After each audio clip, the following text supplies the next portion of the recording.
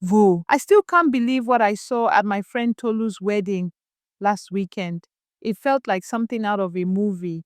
I'm still trying to process everything, so I'm just going to write it all down. Maybe someone can tell me what the hell I witnessed last weekend. The wedding was perfect. The decorations, the music, the guests dressed in expensive lace and agbada. It looked like something out of a fairy tale. Everyone was smiling, waiting for the bride to say, I do.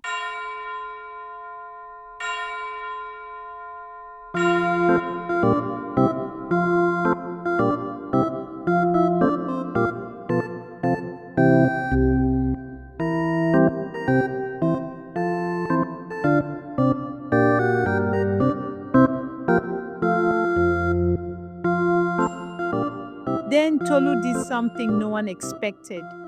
She looked at Chuka, her groom, then at the ring in her hand. And instead of slipping it on his finger, she slowly took off her own engagement ring. The whole church went dead silent. Then she turned to the guests and said, I'm sorry, I can't do this.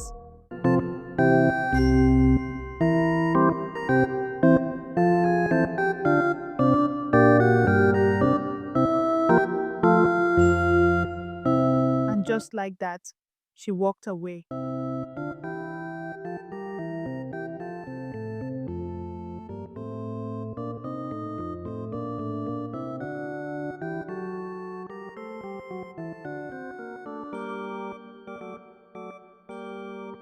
I had flown into Lagos that Thursday, excited to see my friend get married. Tolu had always been the type of girl who had everything under control. She had the perfect life, a good job, a responsible fiancé, and a wedding that people would talk about for years. But something felt off the moment I saw her. She was distracted, barely listening to her bridesmaids as they gossiped about the wedding. I pulled her aside and asked, Are you okay? She forced a smile. Yeah, just tired. I believed her. At least I tried to. But that night, she confided in me that someone was stalking her. That person has been sending strange love messages to her phone. That is strange, I said, but I convinced her to concentrate on her wedding. The bachelorette party was held at a fancy rooftop bar in Victoria Island. Everything was going well. We were drinking, dancing, and celebrating until I noticed Tolu staring at someone across the room. I followed her gaze and saw a tall, dashing looking guy standing near the bar. She looked like she had just seen a ghost, though the guy kept smiling at her. Tolu, who's that? I asked. She didn't answer. She just whispered, It's Emeka. That's when it hit me. Emeka, the ex, the one who broke her heart 6 years ago, the one she never really talked about. And now here he was, standing at her bachelorette party like some dramatic movie character. There and then, Tolu and I realized Emeka was responsible for those messages.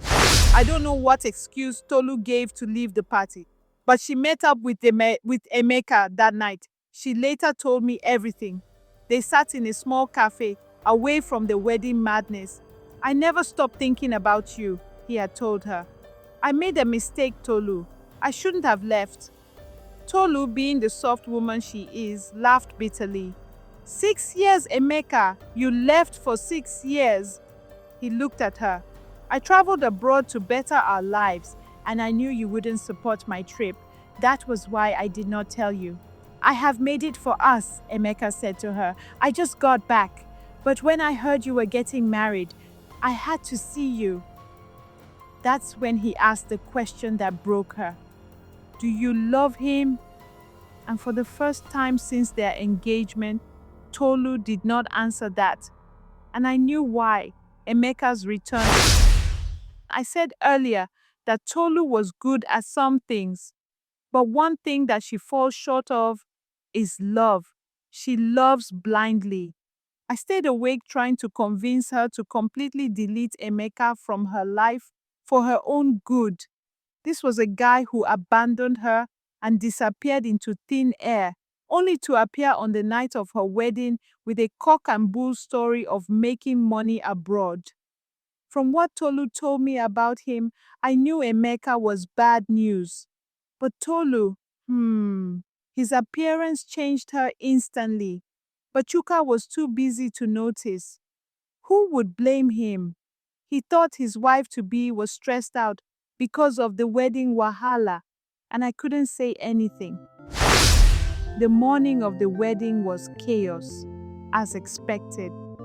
Makeup artists, bridesmaids, family members, everyone was running around trying to make sure everything was perfect. Then, while we were helping Tolu into her dress, her phone buzzed. It was a text message from an unknown number. Do not marry him. Ask Chuka about Amara. I saw the look on her face when she read it. Who's Amara? I asked. She didn't know, but she was going to confront Chuka. I pushed her to the bathroom and warned her that Emeka had planned to ruin her wedding and her life if she was not careful. Chuka has been a great gentleman from the onset, and I could vouch for him. Finally, Tolu calmed down but locked herself in the bridal suite, and I swear, for the next hour, I thought she was going to call off the wedding. She didn't. With what transpired later, it would have been better.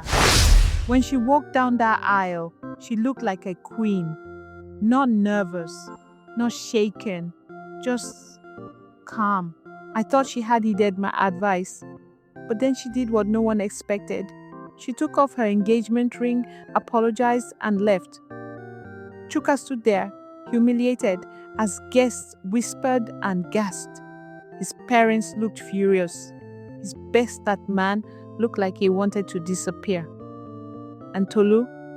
She walked straight out of that church, stepped into a waiting car, and left just like that.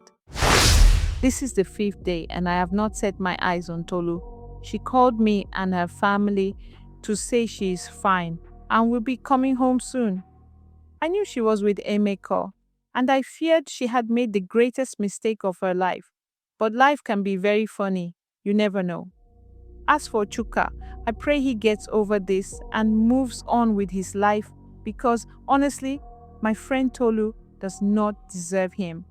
It amazes me how my gender overlooks good guys with great potential and opts for glaring lies and deceit. Well, what do I know? After all, I am not married myself. My biggest headache is that Chuka kept calling me because Tolu switched off her phone and only put it on when she wanted to call her parents. For obvious reasons, of course. Chuka kept asking me why. Why did Tolu lead him to the altar, only to abandon him there? I felt so bad, but unfortunately, I did not have any answer for him. Tolu had begged me to wait for her before I traveled back to Abuja, and I am here, waiting for her to come back and convince me that she was in her right senses. For me, my friend Tolu has made a decision that might ruin her forever. I just pray I am wrong.